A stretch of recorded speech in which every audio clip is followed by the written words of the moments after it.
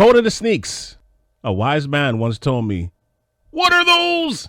I'm joking. That's not what he said. Look, sneakers is a part of our lives. Let's face it. They're really comfortable. You can wear them with almost anything. And for those who have a deeper love for them than the average person, your kicks is a part of your DNA.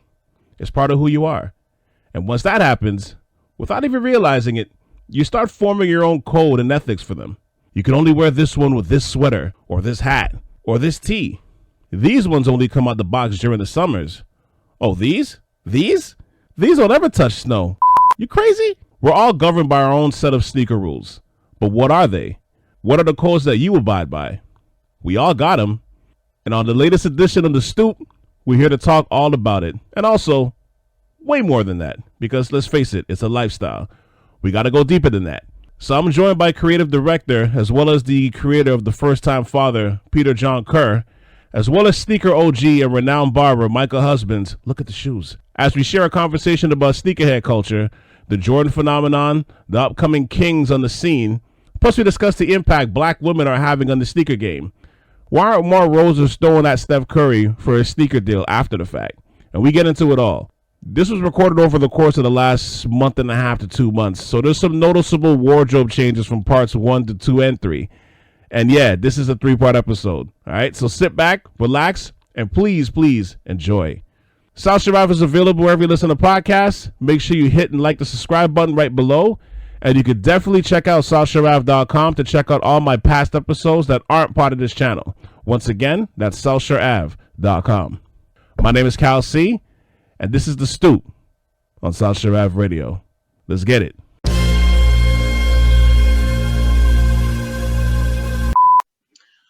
Welcome to The Stoop.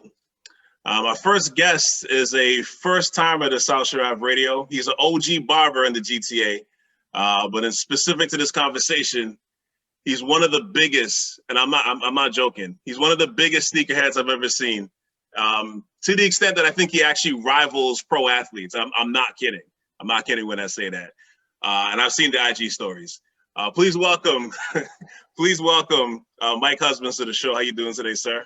You know who it is? It's Mike. 300 plus pairs of shoes, and I bought every single pair for regular price, non-sponsored. You know, I work hard. I do what I gotta do.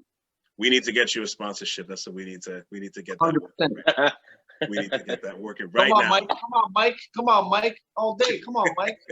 Come on, Mike. Look. Come on, Mike. He's got to see this from Charlotte. He's got to see this from Charlotte, man. Right? 100%.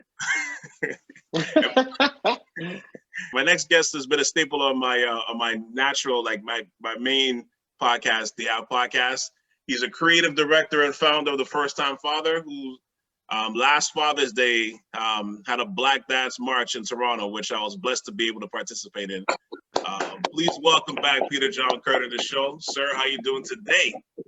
Much love, my brother. Thank you for having me once again. No, always, man. You're always welcome to come. Son Youth is always welcome in my house, even though there was back in the day. But it's okay. It's okay. All right. Hey, Cal, I'm a Son Youth guy too, eh? Just get you know. All right. Not many people know. Not many people know. 1 year I played Son Youth. 1 year. 1 year. I never knew that. I never knew that. I missed out on the AAA stuff, man. Our high school team was too strong, so that was like my AAU team, my high school team back in the day. So Centennial Regional High School. Hold on, let me put on my chain. Hold on, let me put my chain on. Hold on. Oh man, here we go. Oh man, another Centennial guy. Oh, watch this. You guys are gonna do this. Put my chain on. Hold on. I gotta see. My chain's in my bag, my box. Chain's in your bag? All right. Hold on. Let me get in my bag here. My bag. It's kind of brolic. The chain's kind of brolic. It's kind of broad. It's kind of stuck. You guys gonna bring it out? Wait, hold on. I didn't even know. You didn't even let us know we had to wear a chain today. Yeah, I figured I gotta keep up, man. I gotta keep up with the sneakerheads. Hold on, I got a call to take. Hello? You got a call? Oh. Hello? Okay. Oh, sorry. No, listen, I'm doing a podcast right now. I can't talk. Yeah, I'll talk to you in a bit. Okay. We're chains out here. Wait. Oh, I got a call on my other line. Hold on. You got a call on the other line? Hold on. Okay, let's see. On your other line or your other phone? See your other phone. What? Oh, man. Are you there? Oh no. I'll call you tomorrow. I'm really busy. I got to do this podcast right now. We're talking about kicks. Okay. Yeah. Peace. Hold my calls, please. What constitutes being a sneakerhead? Like, what does it mean to be a sneakerhead to you? Anyone you guys can start. I'll start with you, Mike, because you got over 300, 400 pairs of shoes or Jordans. Yes. So. Unfortunately, I do not consider myself a sneakerhead. What? What are you talking about? Well, listen, the sneakerheads, people get it confused. People think I'm a sneakerhead. I'm going to tell you the real definition of sneakerhead. A sneakerhead is a guy who has lots of pairs of shoes, sneakers of all sorts and types. Now, I might have one pair of New Balance, 3 pairs of Reeboks. I got hella Nikes and Jordans. Why? That was my preference. And, it hit hard, growing up where, PJ and I grew up and we wanted it all, but we couldn't get it, and we're in a position now in our lives where we can relive those memories, those feelings. And there's no better feeling actually right now to be able to do that for ourselves and for our sons, our young sons. So we want to give that feeling to our kids. We're reliving that feeling. Some of us in an abundance more than others, but I don't consider myself a sneakerhead. I'm just a guy who really likes shoes, and I'm extremely knowledgeable on it and everything else. But like if there's tons of guys out there that are real sneakerheads, and I will not take that crown. If you give it to me, I'll wear it, but I will never call myself a sneakerhead. If you call me a sneakerhead, I will take it. And it makes me feel good. But I'm a guy who likes shoes, certain shoes, and it's a hobby. Sneakerhead. I call you a sneakerhead. Sneakerhead. Hey, you, sneakerhead. You, the one the Raptors had, the champion hat. Sneakerhead. That's right. Sneakerhead. I will say there's a lot of sneakerheads that I know that are like over the top in a sense that like it's not even about. I think it's like the passion for the shoe. It's about getting the most exclusive shoe and then putting it in plastic and wrapping it up in the house and not even wearing it. The thing with Mike, I'll say, is like, man, you go to the shop and you won't see him wear the same pair of shoes probably in a year. You know what I mean? Like he wears all of his kicks. And you got to think like that's hair falling all over the kicks. And that's true too. Yeah. And the man's shoes are like pristine. No. So I'll big him up in a sense that, even though like, he has a really deep collection, but he rocks like all of them. People always tell me, yo, Mike, how you wear those to work? How you gonna get hair on them? I said, but you know how I paid for these shoes? The hair that I cut. Mm. That's the only way I can get them, right? Mm. It's a feeling. I want to wear them. It's not an investment for me. The investments are, what I do with my money or my house or stuff like that. This is a hobby. You have to enjoy your hobby. It can't be something that stresses you out. It has to be something that gives you joy. Right. And that's the problem. A lot of sneakerheads, they get stressed out on trying to get certain shoes that they're so rare. And then, you wrap them up, you put them in plastic, you hang them up in your house. Nobody can touch them. They're in a shrine. Everybody has those couple pairs of shoes that it's your shrine. But when something stresses you out, it's not a hobby anymore, right? Yeah. And I'm doing this for the joy, for the love. That's why I do it. It's old school mentality. You wear it. You want people to say, my best feeling is when people say, oh, snap, how you get those? I just smile and I just, what it is. Yeah, that's it. That's the best feeling in the world. Yeah. That's the best feeling in the world for me. And I want to wear them outside so people can see them. And they're like, if I keep them in my house, social media is amazing right now because everybody can show what they have in their house. Right? But, I used to be in the car scene too, where you soup up your car. But a lot of guys, they soup up the car and they don't drive it. And a term for that was calling their cars trailer bitches. Like, if you have a car and you enjoy it, drive it, enjoy it. Yeah. And enjoy the fruits of your labor. Like, you know what I mean? You worked hard to get them, rock them outside, let somebody see them and be like, damn, homie, don't just keep them cooped up in your house. If it's an investment, I get it. But you're not a sneakerhead if you're investing in shoes. You're an investor. You're not a sneakerhead. Yeah. And, right? and just like a car is meant to be driven and a shoe's meant to be worn, right? The shoe goes on your foot. Your foot, you're supposed to walk. That's it. Yeah. It's not a picture. It's not a painting. Even though some of the shoes are masterpieces of art, a lot of them, especially Jordans. But yeah, you gotta wear them. I like rocking my shoes. I rock every pair. Not these ones yet, though. But super clean. It hasn't been summer yet, though. You know? No, yeah, because you have to have certain ones for the summer. That we living in Toronto, so some That's can't right. touch salt and snow, right? Well, if you do use sneakerheads on your shoes, you can rock them anytime you want. Limited editions limited cans are available. You spray them on your shoe, you wait 15 minutes, you spray it again, you wait another 10 minutes. I could pour black coffee on my shoes and they're beautiful. Well, I gotta get a can then, but we'll get to the demonstration a little bit later. But it's no true, problem. Just doing some cheap promo right now. No, it's okay. I'm with the shameless plug shits. It's okay. Shameless plugs, baby. It's okay. But honestly, like that's one of the things too, where I don't understand that part of it, where it's like you buy all these shoes and then you never wear them, and I'm like I don't understand. Like I can't. For me, I'm kind of like, I consider myself a very small, part-time sneakerhead. I don't have a collection like that, but I do, I have an appreciation for my shoes. And I think part of it is, from the years of hooping and stuff, it's always going to be a little bit in your DNA, right? Especially in the time that like I played in or you guys played in, like it's part of your DNA. It is what it is, right? 100%. And then I feel too, like, during this COVID era, this past year, it's kind of reawakening my sneakerhead like a spirit at this point now, where it's like, last year it's like, yeah, I gotta buy some kicks, man. Because especially during the beginning when everything was shut down, all you were doing was buying stuff online, right? So yeah, the deals were crazy. So you're like, oh man. But that's the thing, like you have shoes, and what sucks is that last year, I mean, because there was so many like limited places to go, I got some kicks that I still haven't worn yet because where am I wearing it, right? Right. Yeah. No place to rock them. Yeah, there's no place to go. I mean, so you're not gonna rock your best kicks at a place where there's only 10 people allowed, right?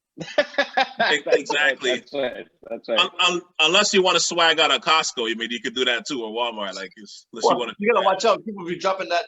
People be buying that cheap hot dog and dropping ketchup and mustard all over the place. You don't want that. You don't want that. But yeah, I feel like. I guess I'll ask you, both of you guys, like, help me understand, or the person that doesn't understand the sneakerhead culture a little bit in terms of like just having the different colorways and having that deep love of like getting limiteds and everything else that goes along with that. Let me jump first, Mike, because for me, I know he can get into real detail, but I'll say for me, I have like an interesting affair with shoes in a sense that it's like, I like originals. Like right. This, I don't, when we go into colorways that are like limited remix and, the Virgils and all of these different, where they switch things up. He's got him. I know he's got him. He's got him. Yeah, you see, like, for me, I respect it. I like it. And I know people are like going mad over those. But for me, I'm like traditionalist, like 1 to 9, 1 to 11 Jordans. Oh, but this is a one Virgil. Yeah, I know, but it's not me, man. I mean, if I saw it on the rack and I was able to cop it in like a store where it shouldn't be there, yeah, I'm gonna pick it up. But I'm not going. I'm not gonna go. Like, Ross, you would cop it right away. You know what I'm saying? Or if it was like you don't want that. I'm not going on like any apps to look for those, right? But I respect it. I respect it. So, anyways, just throwing that out there in regards to when it comes to the collection and the remixes and whatnot. I know Mike's gonna go off on me though. Go ahead. No. You know what? Listen, it started out with me with the originals. The originals are the ones that get you going because the originals were the ones that were out when we were young, and they were. That's right. They were always available. But we still couldn't afford them. But we used to like to go to the store. We used to like to go to Foot Locker and Monde des Athletes and go check it out and be like, just grab it after school. just to touch it, you know, Just grab touch it and look at it, and then go and get the East Bay catalog and look through it and circle it like it was consumers that distribution. 100%. We wanted that. We wanted that shoe so bad, and those were the original ones, because Mikey was wearing them, right? Michael Jordan was wearing them. She was scoring 63 points in the ones against Boston. They made it. Then when they started making tributes to his accomplishments in shoes, Right. then you were like, oh, you know, that's sick. The green ones, because he scored 63 against Boston in the black and red ones. But they made a green one. Oh, I need the green one because he did it against Boston. So when you wear them, the ones mean I mash up Boston. Boom. And then, you know, you get the Virgils because they're extremely limited. You know, I have the the Spider-Verse ones. You know, these are huge. Yeah, huge. These are humongous right now. The movie Spider-Verse, Spider-Man movie, black superhero, other than Black Panther. You know that to my son? This is my son's favorite superhero right now. He says Miles Morales before he says Black Panther. That's his guy. Wow. I had to get these shoes. This shoe was part of that movie. It's crazy because I had those shoes in my cart, and I remembered. Because I'm so finicky and I'm like, I don't know. They might be a little bit too over the top for me. And I didn't get them. But that was before I saw Spider-Verse. Do you know how much times I've gone through that where I'm like, I put it in the cart, I'm like, maybe I'll buy it tomorrow. And then I come back and it's gone. I'm just like, oh, so stupid. Yeah, hey guys, that has happened to me twice and I never let it happen again. So that's the difference between me and you, right? Where there would be $900 left on my credit card, and it's $1,000 limit, and it's in my cart and it's ready to go, and I press the button, and it doesn't go through. That's the only reason why it doesn't go through, because there's not enough money in there. I was, in my younger days, I was going through times to try to get shoes. There was times when I only had 10 or 15 pairs. And, I was always trying to think that I could trick either the bank, somebody, to get the shoes that I wanted. It wasn't crack, but I wanted them. I never wanted to lose again, So, a lot of times now it's never a think twice situation for me when I get the shoe that I want. Opposed as the sneakerhead always thinks about how many pairs can I get so I can flip it.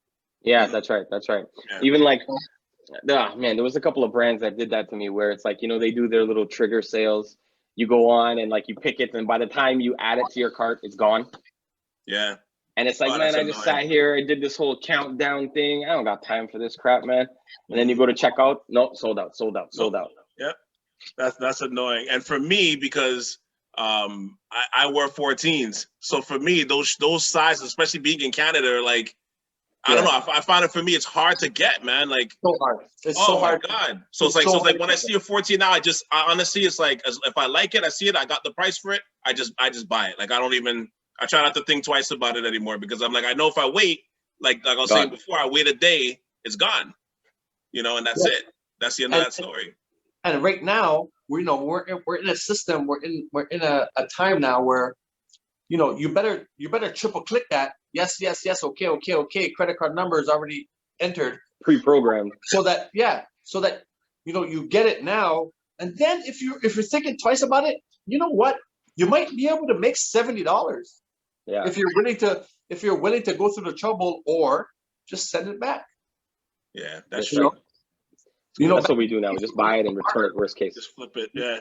Well, it's funny because I remember one time, I remember going, I was in Miami, and there was some colorway of ones, and it was like, they didn't have my size. And I think it was like I forgot what color it was. It was like a purple, like a purple and black one, I think. And when I came back, like one of my nephews is a sneakerhead. So I was like, I was telling him about it. I'm like, it was $50, but I didn't have my size. And he's like, well, why don't you buy it anyway? You could have, how much money you could have made? I'm like, shit. See, I'm like, that's why I'm not a sneakerhead like that. You know what I mean? I'm like, I don't think about it like in that manner, right? 100%. Yeah. So when you're stepping out of the house for the day and you're putting yourself together, what do you think about? Like, what do you think about first? Do you think about what you're going to wear and then finding the right shoe that's going to complement your look, or is it the other way around? Depends where I'm going. Yeah, go with the fashion guy first. Go with the fashion guy first, and then I'll go next. I think it depends where I'm going in a sense that like what shoe I want to wear. Mm. You know, I'll give you an example. Okay, me and Mike were going to where were we going, man? A Jordan party. Yes, we went to the Jordan party, which you knew the guy to get us in the Jordan party. Yeah. So we were going to a Jordan party, and I put on, because like we didn't know if it was gonna rain. I put on a pair that like realistically I shouldn't have put on, and then we got there, and they started talking about like not only Jordan, but they started talking about Dr. J. And the first thing Mike did is Mike turned to me and he's like, bro, why didn't you wear your Converse? And it's when we were about to leave the house, I was like, I wanted to wear these. You know what I mean? And then I was like thinking about like, you know what? I don't really know if I want to wear those today. And I picked out another shoe.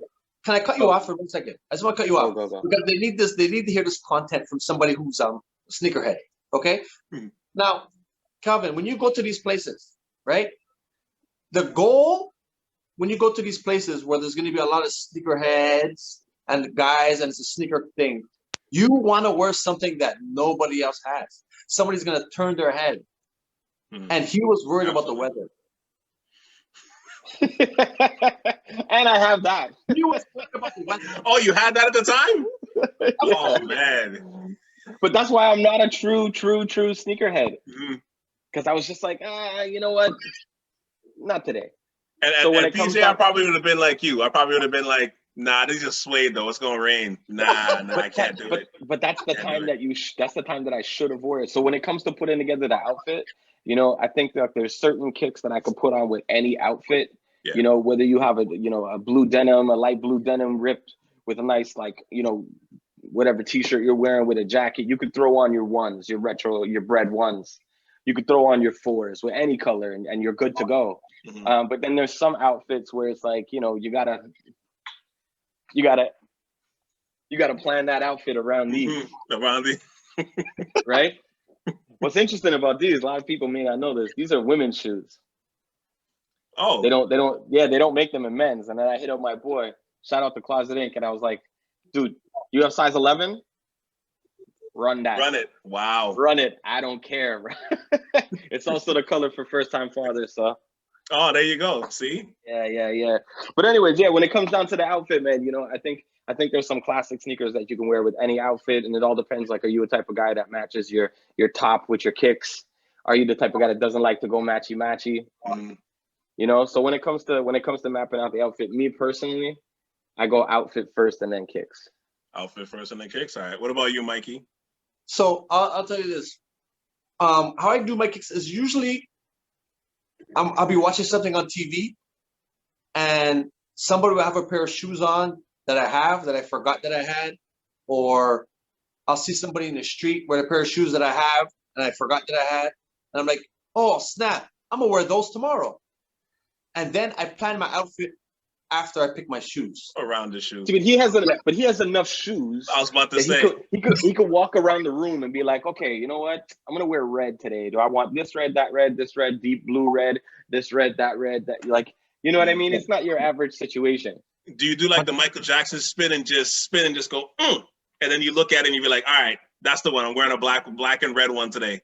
If I'm going out, like if I'm doing a thing, if I'm going out for dinner, I'm gonna hang out with the boys. Right. I'm going out with my wife, or if I'm doing something, I will do that. But if I'm going to work, there's only certain ones I wear for work. There's only certain ones I'll wear to go to my basketball game. There's only certain ones I wear when I coach. You know, not all my shoes go to work. Right. Not all my shoes can handle 12 to 14 hours. And I'll tell you one thing, Jordans look amazing, but they're like heels. You know, they look good, but some of them hurt your feet. Yeah, they do.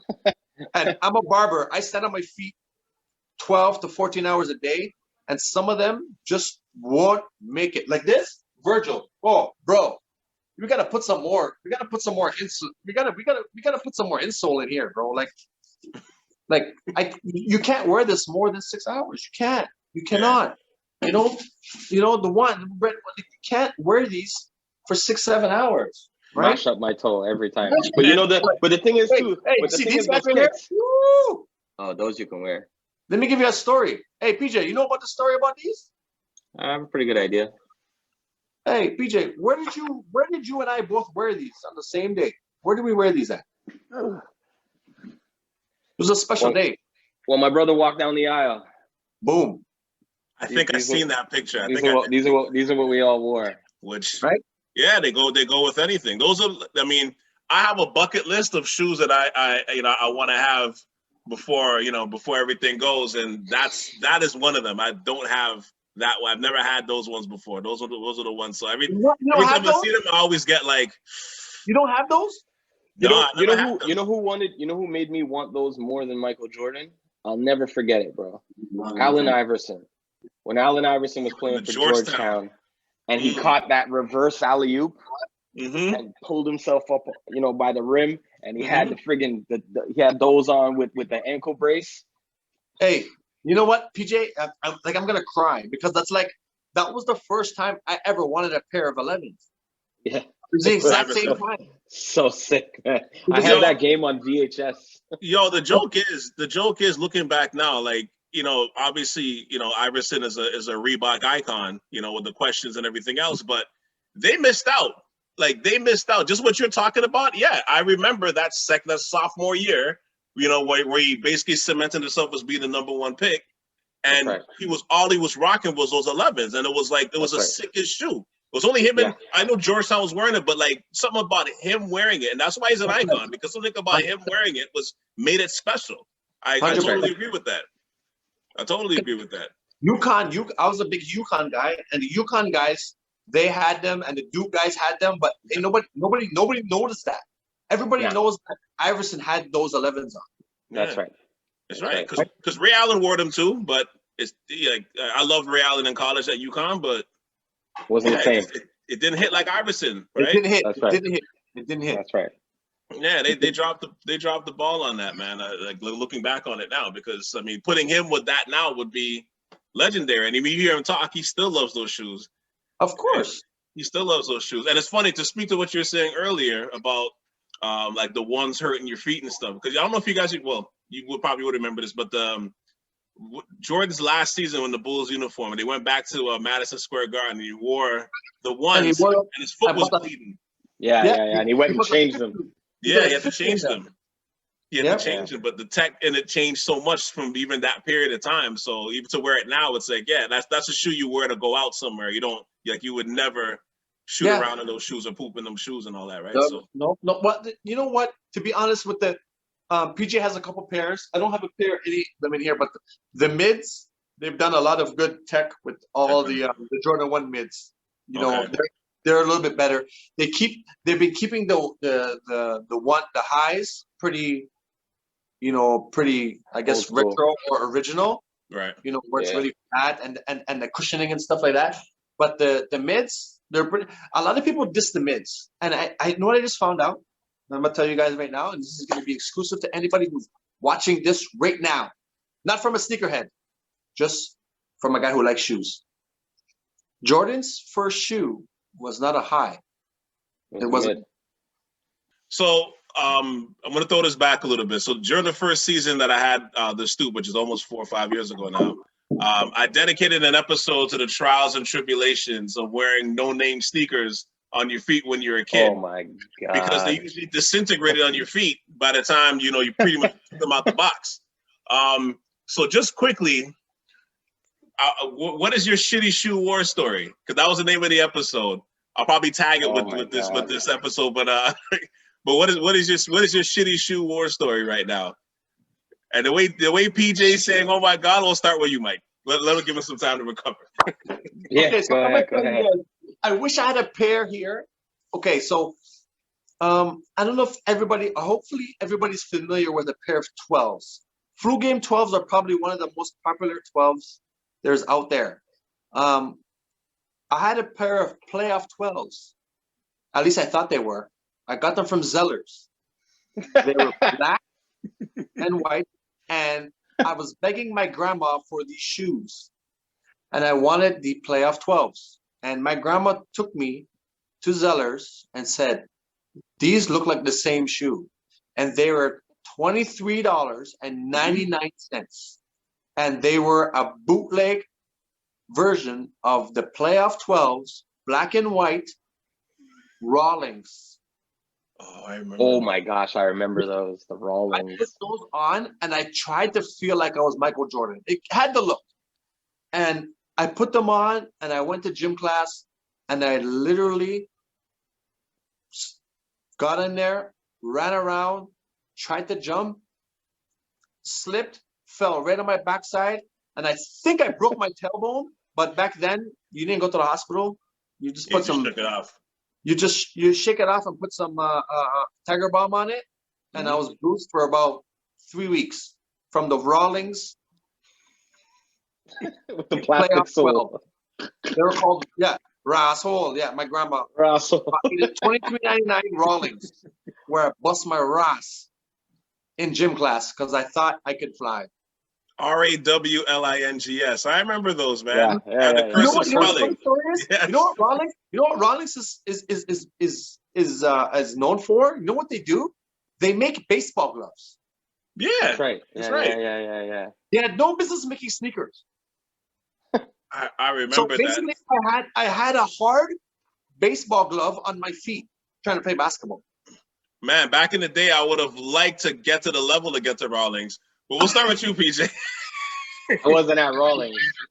Anybody who's from Montreal that's listening to this, especially from Côte-de-Neige, they know that store with the yellow sign down in Van Horn. Yellows. Pits. Oh, No, that's the it. Pits. Beside Cantor. Pits, bro. Beside Cantor and the Metro. Yeah. Pits. So we used to go to the Pits, and I'm going to take you guys way back.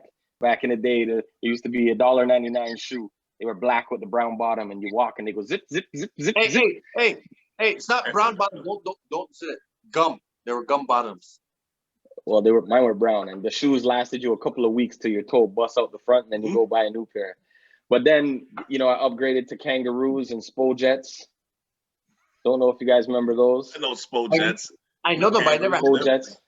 Yeah, I had Spojets, and wintertime you put the plastic bag on the inside and rock them like winter boots. But there's one story that stands out. I'm gonna show you. Hold on, Mike just helped me get these. Oh, these. There's a story for these that changed my life in a good way. I can't remember how old I was. I must have been. Man, when did these come out? I was probably 10, maybe 12 years old. Maybe, I don't know. I can't remember exactly, but my friend Justin, who lived in a pretty affluent neighborhood in Montreal, we were playing hockey in his basement.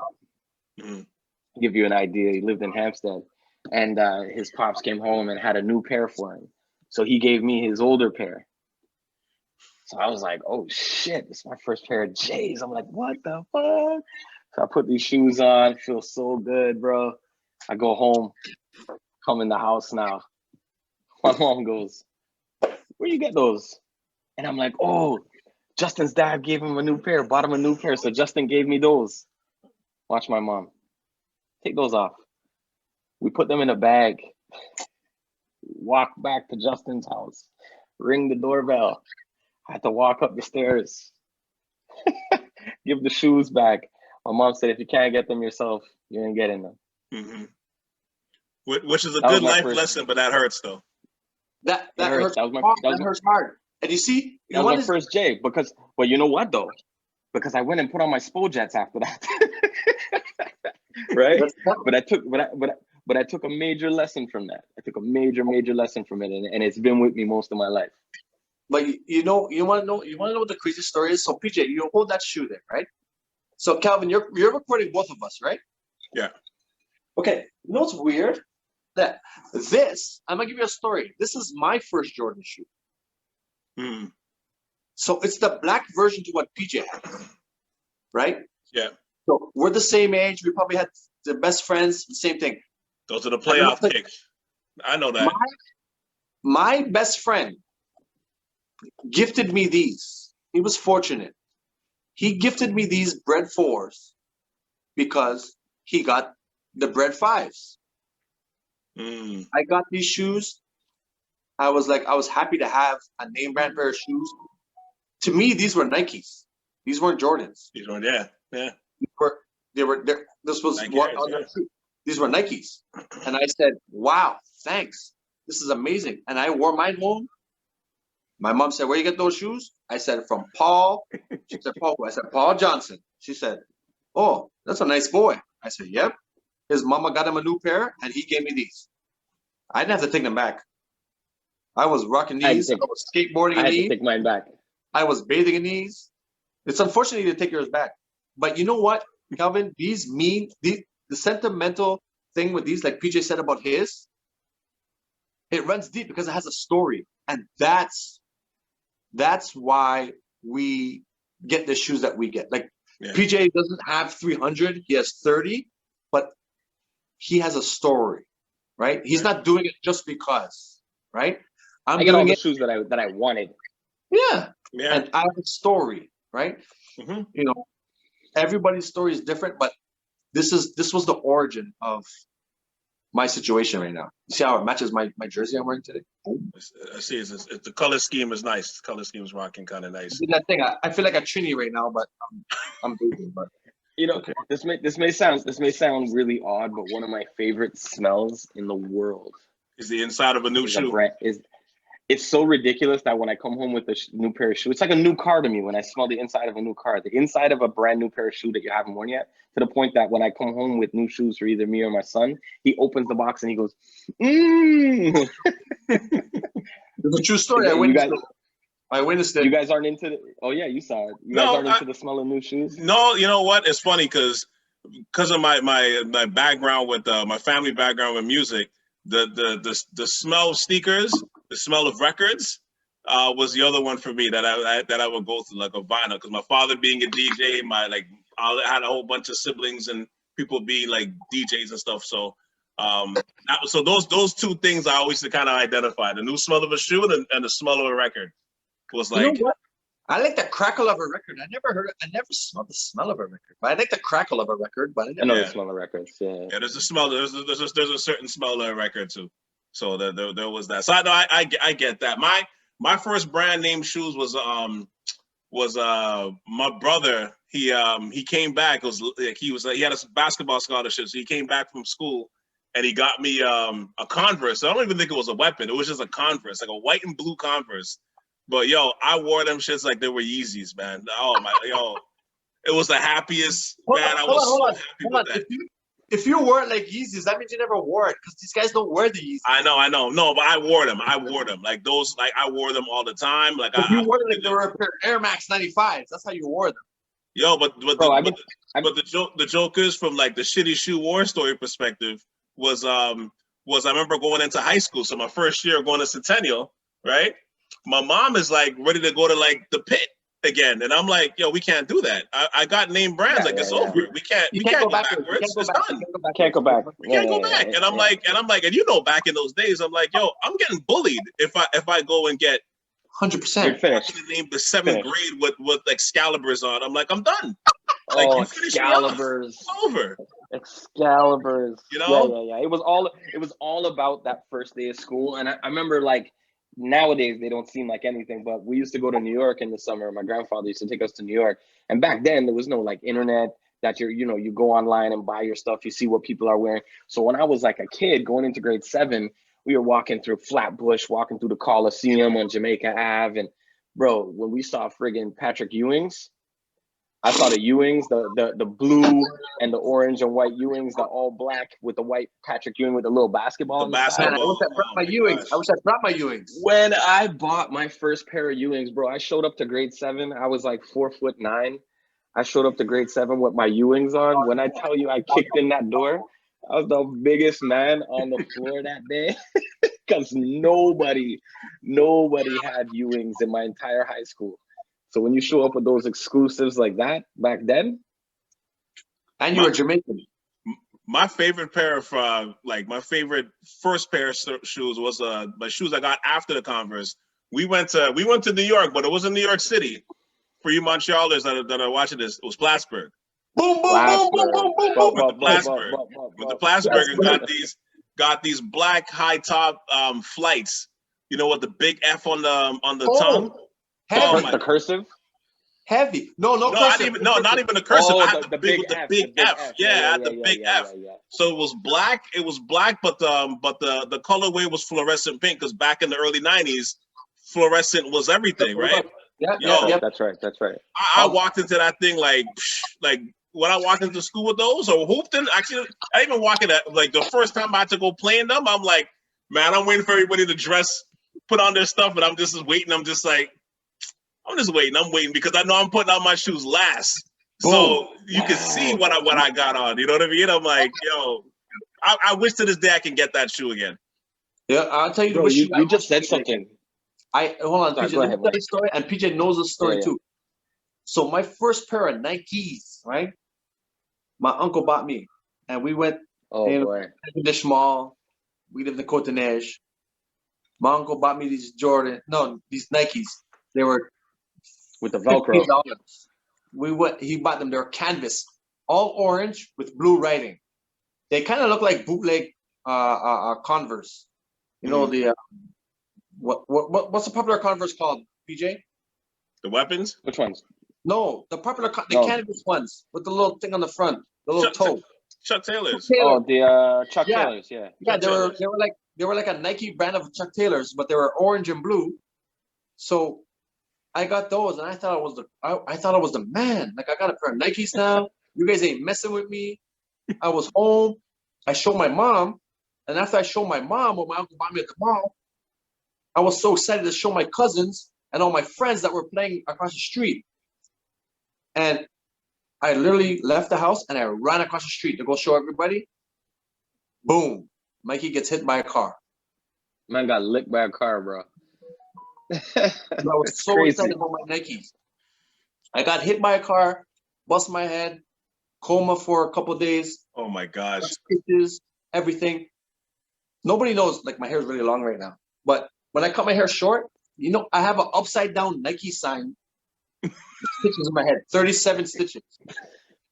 I'm sorry, I hate laughing, but I know the story so well. That's how thick Nike runs in my blood, bro. I have stitches that are upside down Nike sign because of me being so excited from getting my shoes.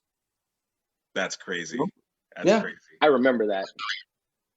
Yo, so what are the codes of the sneakerhead that sneakerhead should live by? Like, what's the basic rules and principles of just being a sneakerhead? Like, what's the code of the sneaks, basically?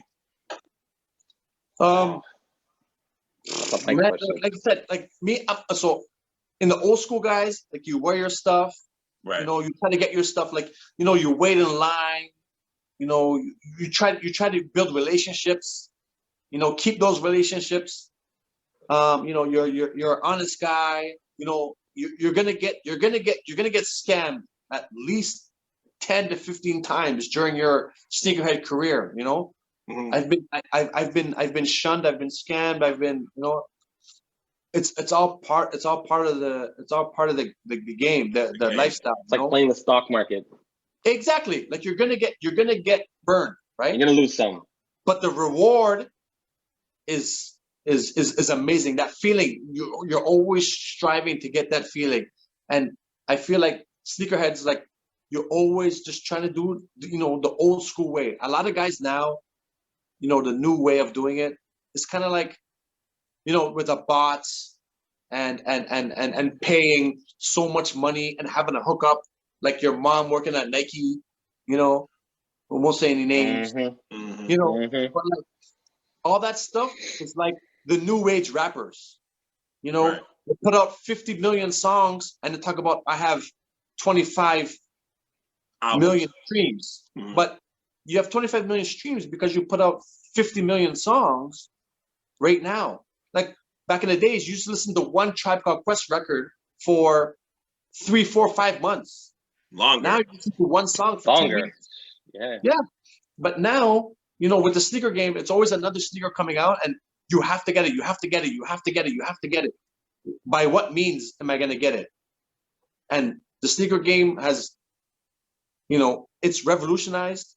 Is it working for some people? Of course, because, you know, evolution happened with bots and guys getting shoes, you know, certain ways, and nobody actually having to go through the hardships of waiting in line, knowing somebody, building a relationship. These guys aren't building relationships. They're on the computers. Yeah. And that's it, you know. So the cyber technology of the sneakerhead game is kind of whack. And then, you know, StockX, you know, I'm you know, they're messing it up for everybody because they just, you know, they mark up the prices of shoes, and they show how much shoes will cost because of their, you know, because of how rare they are. Right. So people just go on StockX and see it, and they go crazy, and they try to do whatever they can to try to get that shoe so they can resell it. You know, and the resellers are killing the game for the sneakerheads. Yeah. You know, resellers, I understand, you know, business, like if you're into reselling cars, if you're into reselling homes, if you're into, but the sneaker culture, it's kind of gone, you know, in the wrong way, because now the guys, like, nobody collects homes. Yeah. Right. And the people who collect cars can buy the car outright. Right. Now, with guys who like shoes, like myself and other people who, you know, I can't name right now, but I know a lot of sneakerheads who are trying to do their thing. You know, we just want the sneakers because we want them. But the resellers they're killing it for sneakerheads. And it's actually annoying. And sometimes I want, you know, Nike, Reebok, Adidas, you know, put out 15 million shoes so that the resellers can't make money on it. But they feel, as marketing executives, people won't want to buy it if they put out a mass number. Yeah. It's all exclusivity. You want to keep the demand. I want to save that for part 2. That whole resale culture, because that's, like I said, that in itself it's like almost like it's a part 2. It's its own episode, because there's it's changing the game of the sneaker culture, right? So, and you see it all the time, right? And more companies are coming in now, and app companies are coming in now and taking advantage of it, right? So, listen, as sexy as these shoes are, right? As sexy as these shoes are, Virgil, you know, and he's a brother. I support brothers, you know, if you know, I support my local brothers. You know, he's collaborating. He's an artist. You know, the shoes are amazing. But to make them so exclusive so that people have to pay 13, 15, 16, 3, 4, 5 grand to buy a shoe, it's tough, right? Like, if you want to do the Chanel, you know, fine, it's a brand, or like the Louis Vuitton, I get it, but why not let your people be able to buy the shoe? Yeah.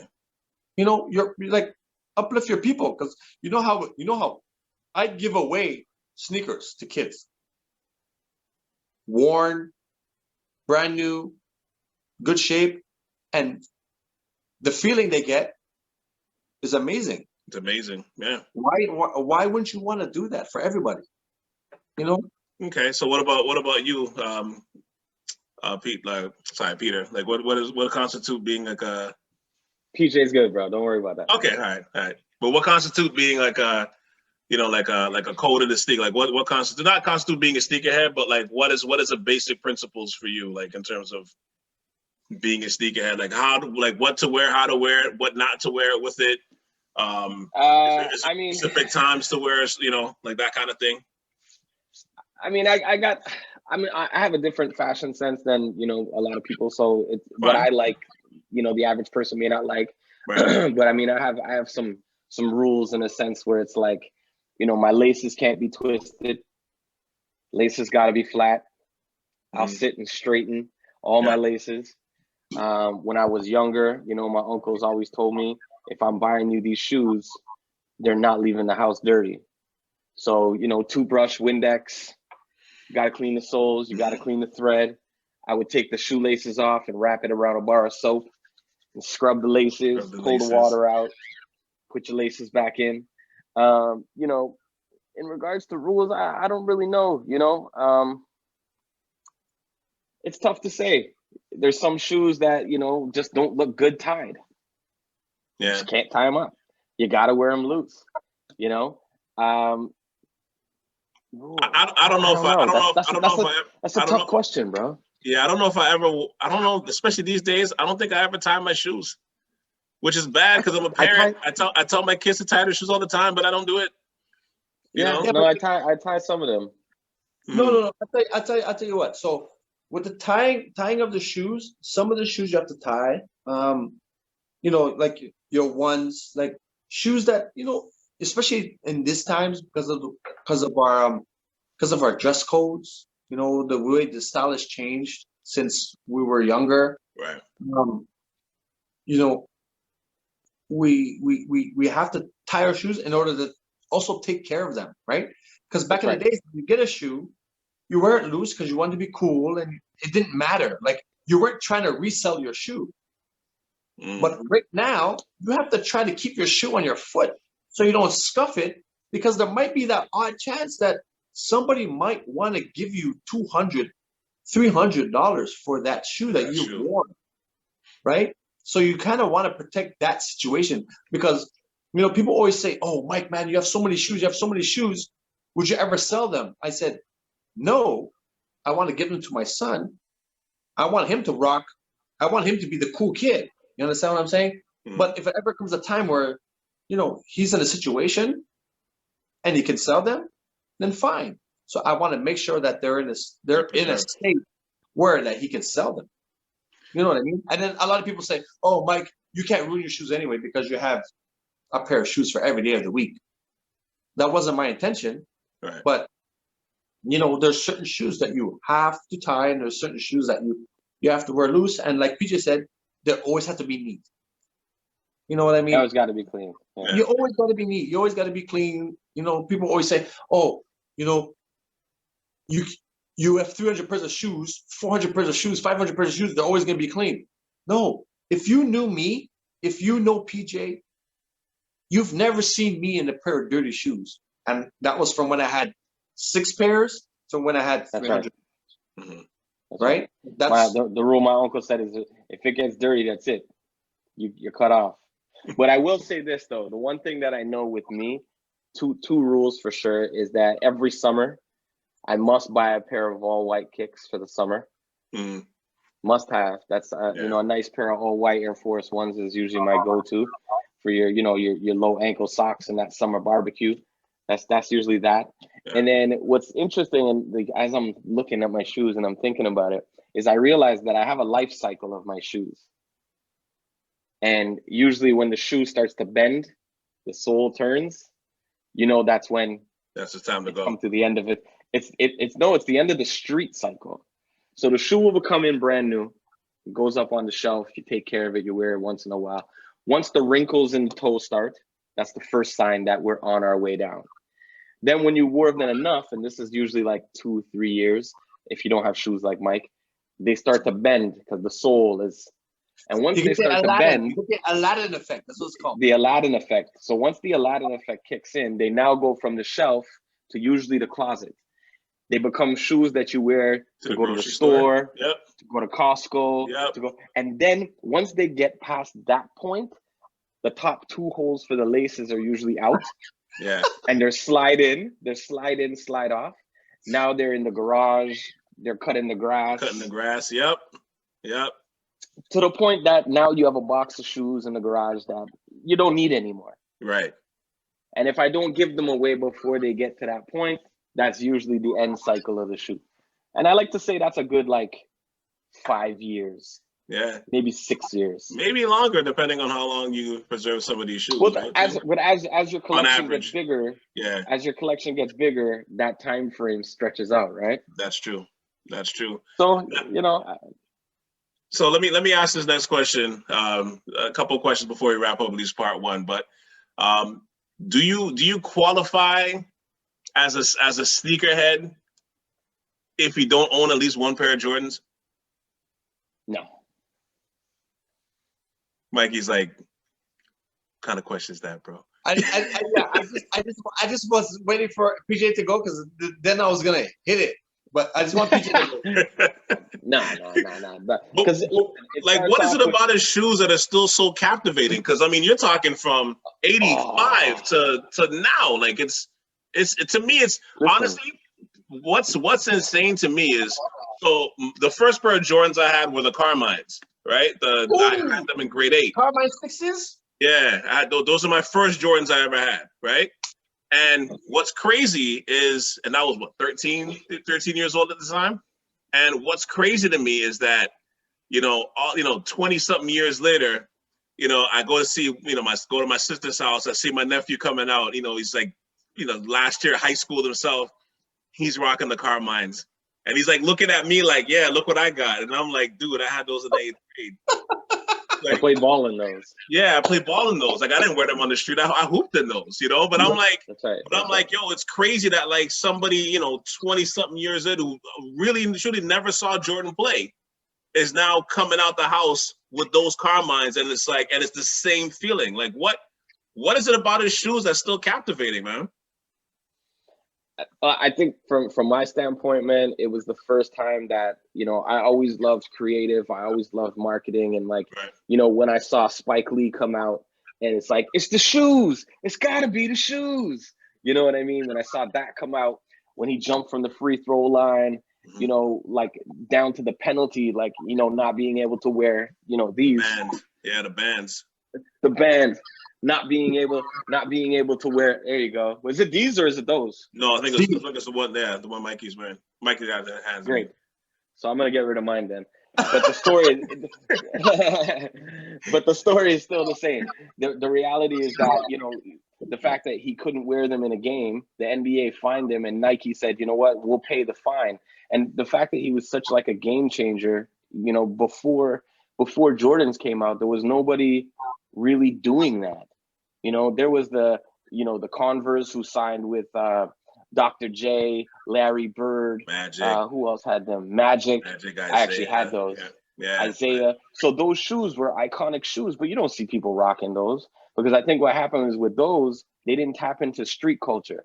And so when Jordan became so iconic and having a pair of J's so iconic in hip hop, it went to the street. And so now it was basketball culture with street culture and hip hop culture coming together, and it never happened before. Like Timberlands, people don't realize, but like Timberlands aren't a hip hop shoe. Hip hop made Timberlands a hip hop shoe. Yeah. But there's no boot that's going to be iconic like a pair of Timbs. Right. Mustard. That's what Jordans did. Yeah. That's what Jordans did.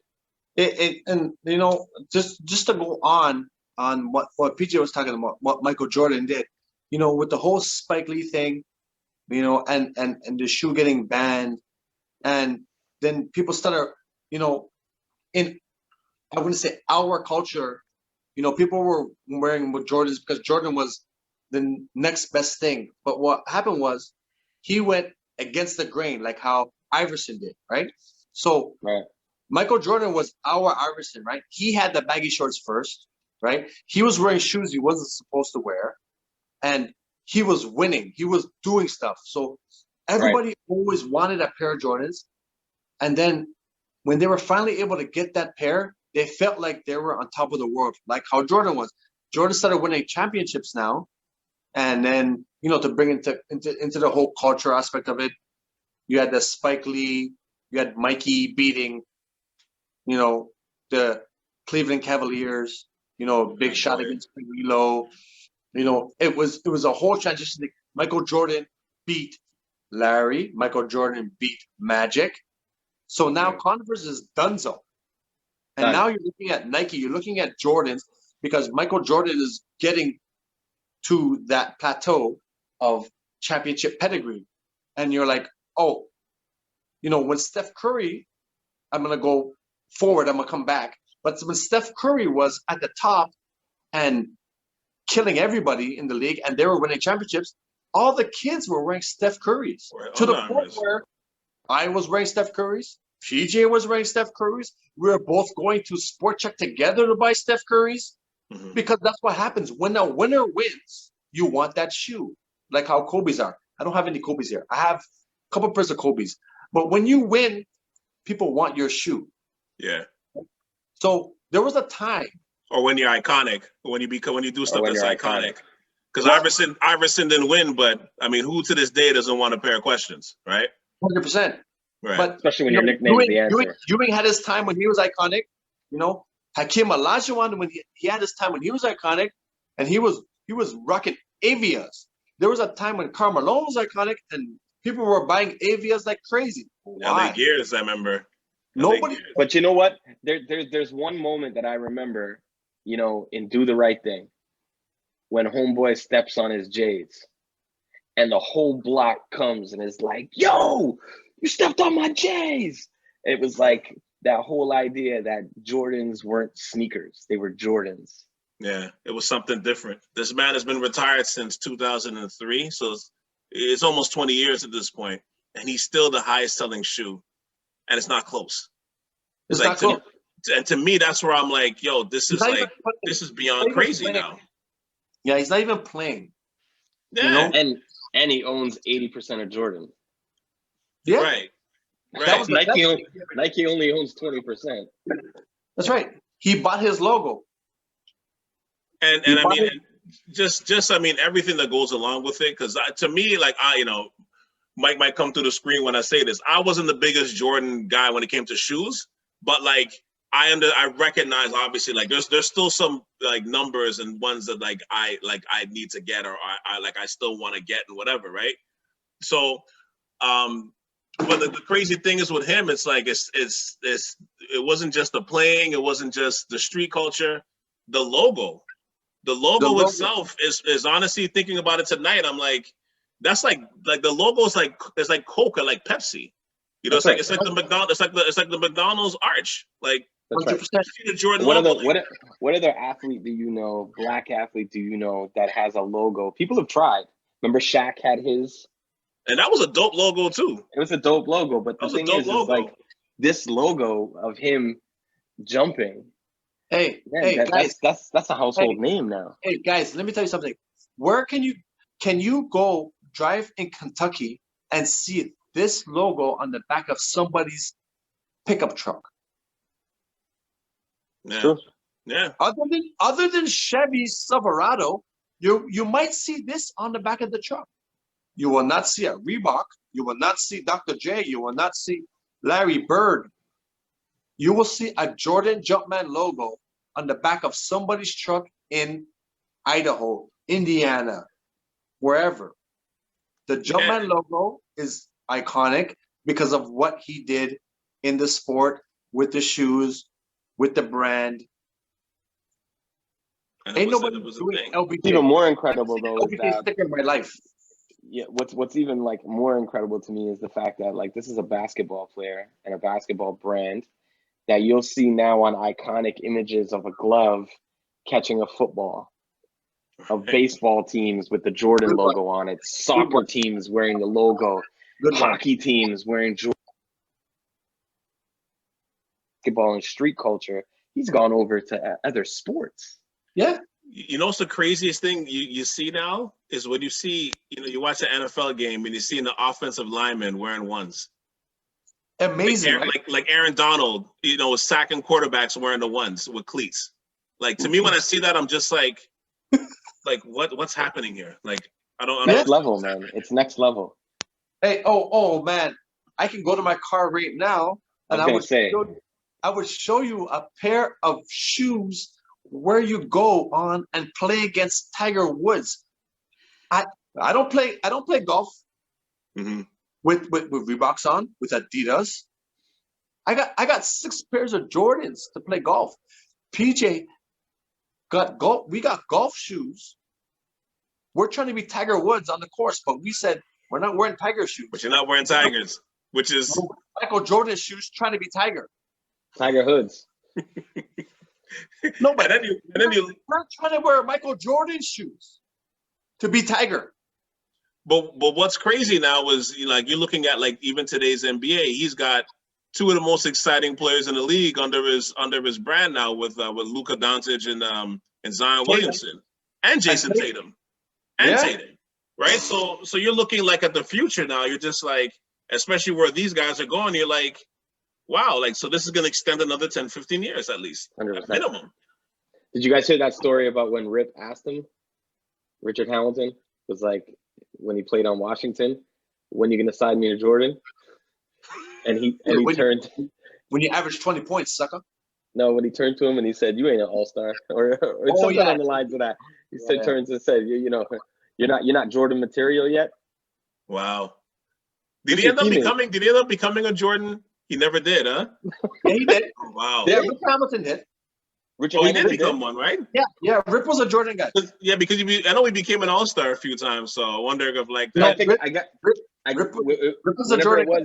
When they first started playing, that's what he told him. His response to him is, "You're not an all-star." Yeah. But Rip. So I guess when he finally became an all-star, he signed him. He probably signed him at that point. He was a Jordan guy. Yeah. Wow. But you're looking at it like the young generation right now. He's got three of the most exciting young players. Yeah. Like under his radar. So you're like he did it again. So like going forward, you're like, because you see Nike like have the Kobe's, even like the LeBrons and stuff, but it's still not touching Mike. Like I'm just like, who at this point I'm kind of like, yo, is there somebody gonna come at least try to rival this or another generation? Like, is there something that's gonna come and rival, like some like this where it's at least a close number two? Because I find it crazy. Yeah, they tried with Adidas, tried with Harden, Nike tried with Antetokounmpo, but it's not getting there. Because after Kobe left, Nike's done. So Jordan is the guy now. Mm. What's crazy is Jordan's part owner of Charlotte, right? Majority owner. He's majority owner. So he's majority owner of Charlotte, and Charlotte has the Jordan logo on their jersey. Well, everybody does now, right? No. Listen, no. Jordan has this is the third team logo on every jersey because he wants to donate the proceeds to Black businesses and stuff. Yeah. So they have 3 jerseys now. The NBA has 3 jerseys, right? So Jordan has a third jersey, but everything from Charlotte is Jordan. Which makes sense, right? All 3 jerseys, white, teal, black, they're all Jordan. Yeah, everything is Jordan. Which makes sense though. I mean, that makes sense. I mean, if I'm Jordan, I'm not gonna you're not gonna have Adidas like wearing mine like that. That's not gonna fly, right? Yeah. It's funny, like thinking about it now. I think the it's funny because I think that the person that I think would have come kind of close, but they kind of stopped with the shoes was Iverson's, man. I thought Iverson's at the beginning you're like that buzz was like, ooh, this is something different, like when the questions came out, like that was, and you got a new. You can't make a second. You can't make another one. The questions like you had the white and blue, then you got the white and red, then maybe you got all black with the gold. But after that, like how are you gonna top that initial design? No, you don't top the design, but it should have brought Reebok, like the Reebok question brand. It should have been elevated, But you know what happened is the cancel culture messed up Iverson, man. That's what I feel. That's interesting. You know what? I'll leave this as my last question for now, just for now. But some fans of Jordans have every single pair, like I'm sure like yourself, Mike. But which ones, is there a top 5 J's list? Is there like a must have that you must have in terms of being like a quote unquote sneakerhead or somebody who loves sneakers? Is there a top 5 J's list that you must have, and is that the same as your personal list? So okay, you know what? The top 5 will be. Yeah, it's my list now, because I'll tell you one thing. I never used to like ones, right? But now, because of the way we wear our clothes now, ones are in the top 5, right? Sure. So I'm gonna tell you my 1, 2, 3, 4, and 5. Number one would have to be the Jordan 3. Okay. If you want to get specific, it have to be the black cements. Cements, yeah. Yeah, cement 3s will have to be number one. Number two would have to be white cement 4s. Okay, I don't have them here. Hold on. That's also an iconic shoe. Okay, PJ says he has it there. You know, unfortunately, I'm not home. I'm not home. I feel unprepared. I feel unprepared for the you guys reaching over here, grabbing shoes, grabbing up the sky. Right. So cement 3s are number one. Cement 4s are number two. Then you got to have Concords are number three. 100% number three. Concords. Number three. Now, number four is a toss-up because, like I said, ones came in late. But it's either Breads or Chicago's. Chicago's are impossible to get, so I'm gonna go with the Breads. With the Breads. Right. Yeah, and then the number fives. Over here. Red 4s. The Bread 4s. Those are the top five. If you have those five, people will think that you're a sneakerhead. It's true. I'm telling you, I'm giving you the cheat code right now. Mm-hmm. If you can only afford 5 pairs, these are the 5 you need for your cheat code for people to think that you are a sneakerhead. Now, are we talking J's or are we talking kicks? We're talking J's. Just J's for the moment. J's. So the only one I would add to the list is these. Yeah. Those are close 6. It's a close 6. It's a close 6. Yeah, these these are next level iconic for me. Bread 11s are iconic, but it's the one snuck in. The bread one snuck in. Yeah, because it's funny because the ones for me, I liked them when I got older. You know what I mean? Like when I was younger. Yeah, when I was younger, I was just like, okay. They're stuck in now. I always liked ones. Like I like the original logo. I like the original logo too, so I was always a fan of that. But the ones didn't get me until I probably got to like my 20s, 30s, where I was like, yo, these ones are really nice. You know what I mean? I had 300 pairs of shoes and not one pair of ones. Now, if you go I can send you another video or do number 2. I have 17 pairs of ones right now because of the time. Ridiculous. I've adapted to the times. Mm-hmm. So for me, ones have always been, I like 3s.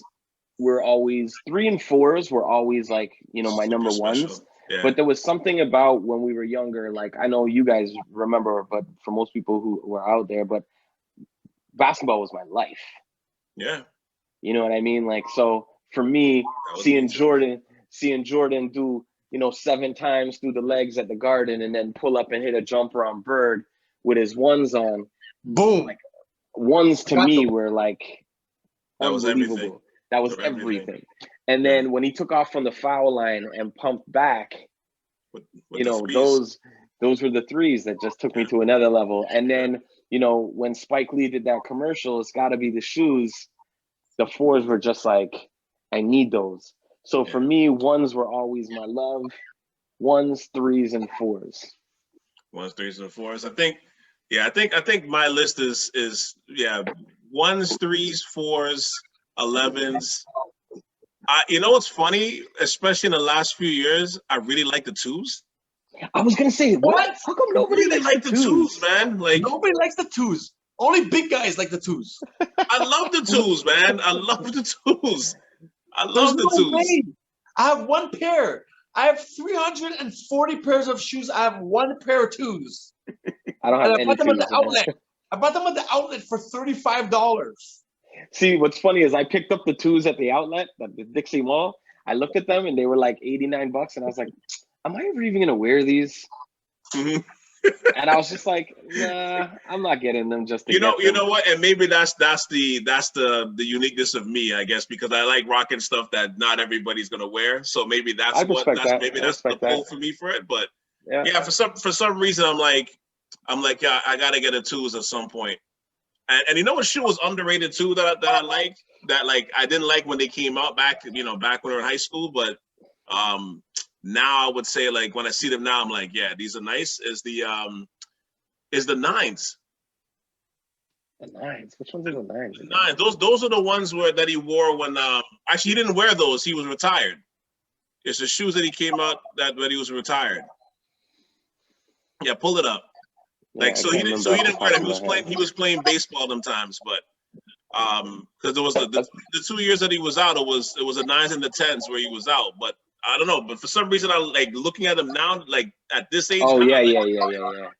Hey, I'm those are underrated. Listen, I tell you, they're too clunky though. Underrated. Yeah, the 10s are the most comfortable Jordan ever made. Yeah. And I have a pair of nine. I have lots of nines, but I bought the nines for softball, and they're actually super legit. But it's weird those times, nines and tens, because he was out of the league then, so they didn't get the props that they were supposed to, because the nines got all the props because they were in Space Jam. Yeah. And a lot of people were like, "Oh, those shoes were in Space Jam," but then it was weird because the 10s were in a Space Jam, but then they made an 11. Yeah. So how are you starting the movie with nines? You skip the 10s, and then the 11s were at the end of the movie, right? Mm-hmm. And it was a huge shoe. It was a huge shoe that sold for him, and it was just very much, which I still have an original pair of, the 11s, which are worth a lot of money. Okay, so I have actually a funny story with a pair of shoes that I have that I got when in my music days, doing a promo. They were like, yeah, Nike gave me these shoes, and I wore them once on stage, and I put them away in the garage, and I forgot about them. And then one day I pulled them out, and I was like, oh shit! I looked them up. They're what are they called? Dunk SB Huxtables. Wow! Oh wow! Those are heavy, bro. Hold on, look. The Huxtables. I think I remember those too. Yeah, look like one of those. Oh, wow. Yeah, I wore them once. And anyways, I ended up, just for shits and giggles, I looked them up online. I was like, damn. Okay. Yeah, it's something I won't throw any numbers out there, but I'm like, okay. Yeah, they ain't cheap. They ain't No, cheap. No, it's good. And let them simmer, That's right. It's just crazy how shoe culture, man, we're we always knew it would be big, but where it took off to and what it's become, it's mind blowing, man. I don't even bother trying to get a damn pair of Yeezys. It's on no, not even. But honestly, it's way beyond my comprehension of what I thought the sneakerheads, especially like when you're in high school and you're really into buying shoes, like that was at a stage when I was really like heavy into buying shoes and stuff, and it's like to see where it's at now, like honestly, I would have never imagined it. It's never. It's like buying a house. You gotta buy the shoe. You gotta go through so much work to get the shoe, and then you're gonna make 150 times over what you paid for the shoe, and that's what people are banking on. Right. Like every single time, nobody wants to buy the shoe to wear it. Everybody wants to get the shoe so they can resell the shoe. Resell it. Yeah. Everybody was trying to. It's the come up right now. It's the hustle, which is annoying for guys like me because I'm an old school guy. And I just want the shoe because I want the shoe. You want to I'm wear not it, selling shoes. I want the shoe. I just want it. I just wanted to say when somebody's there like, oh man, I want the Huxtable. Yo, I was looking for the Huxtables. I'm like, I got it. That's all I want. Mm-hmm. I don't want $2,500. I want to say I have it. That's all I want. But now it's everybody's like, oh, I gotta get these shoes. I gotta get 14 pairs, 15 pairs, 16 pairs, 10 pairs, and I can make $300 on each pair, and I have $3,000, and then I'm gonna put that towards my mortgage that I'm gonna try to get. Yeah. And the sticker game is mashed up because of that. Yeah, but you know what? We'll pause this for now. And this, like I said, I knew this is exactly why I wanted to do part 2, because I'm like, there's no way we're gonna cover everything I want to cover in one episode. This is not gonna happen. Especially with PJ on episode. Yeah. But especially with PJ and the guy that claims he's not a sneakerhead with like 9,000 That's pairs of right. shoes. That guy That's too. right. Yeah. Sneakerhead. I'm a guy who likes shoes. All right, so let's pause it here for now. So we'll come back with part 2 of this episode of the Stoop. So so stay with us. We'll be right back. Got him.